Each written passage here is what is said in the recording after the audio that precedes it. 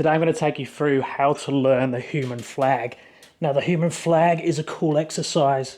It's actually a very cool exercise. It's a bit like a one-arm handstand. It's completely pointless in terms of opening up lots of other skills, and in some ways it's a waste of time to train, but everybody wants to learn it. So today let's go through the progressions that I use to teach the skill. Now we have a few options on how we can set this up. I've got a barbell along the bottom. I've got a fixed bar at the top. The cool thing with the barbell or the squat rack is that I can move J-cups up and down and raise or lower the bar to fit what feels comfortable for me and what progression I'm doing. Now limb length is going to make a difference, so you'll need to have a play around and work out what fits your body. Don't just copy someone else's. The cool thing with the stool bars is that gives you lots of options, but the downside is some stool bars have big gaps between them and you might find your sweet spot is actually in between.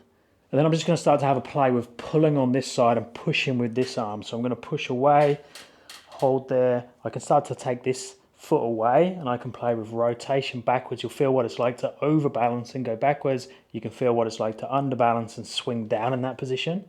But just getting feel for the pushing away and the pulling with this arm. If I rotate the torso towards me, it's a little bit easier then to go into a tuck position there. And that can be my first goal, is just if I can release both legs. If I can't, I could just lift one leg up. Now this one is turned in towards the bar a little bit to counterbalance, but have a play with that. Remember, you can do both sides. I'm definitely stronger on one side than the other. Next, we can start to play with turning out and extending one leg away. So we're still getting to that same position, but now I'm turning the hip away, opening the hip into that position, and I can extend one leg up. And I'm just gonna see if I can get light toe on this side and hold. I'd recommend like 5 to 10 second holds in the positions.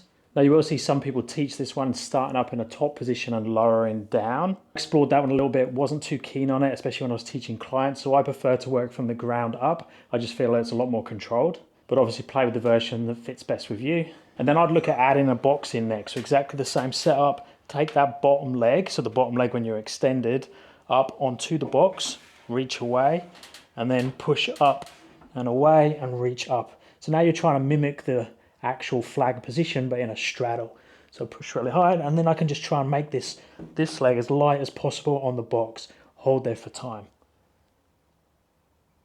Next I'm going to add a band assist. Now the band assist is going to help me to decrease some weight out of my legs. Put this foot in, so top leg's going to have the band, but I'm still going to use this base leg to set up. So exactly the same as before, hand on there, push away, this leg goes up on the box. Now it just means that this one's going to decrease the weight even more out of this bottom leg. So I'm trying to find the point where this bottom leg has got hardly any weight in it. And again, I'll just do the whole time there. Now if that feels comfortable and ready for the next level, do exactly the same again. So in that position, but now we're going to try and search for that sweet spot, seeing if I can launch it up for a few seconds and then come back down again. And then obviously you can just ride the time. If it's shorter, you could do repetitions. You could decrease or increase the thickness of the band. And then the progression I like to do next is get rid of the box. We're aiming for exactly the same thing, but just no box to help us in. Now when we get rid of the box, we've got a couple of choices. We could use momentum to get into that same position. So like kicking the leg up into it, but just remember that the band is going to pull you one way or the other. So it could get a little bit sketchy. But go with what you're comfortable with. If you feel a bit stronger in the position, you might feel better to just step up into the position like that. So it's using a little bit of momentum instead of really kicking up into it.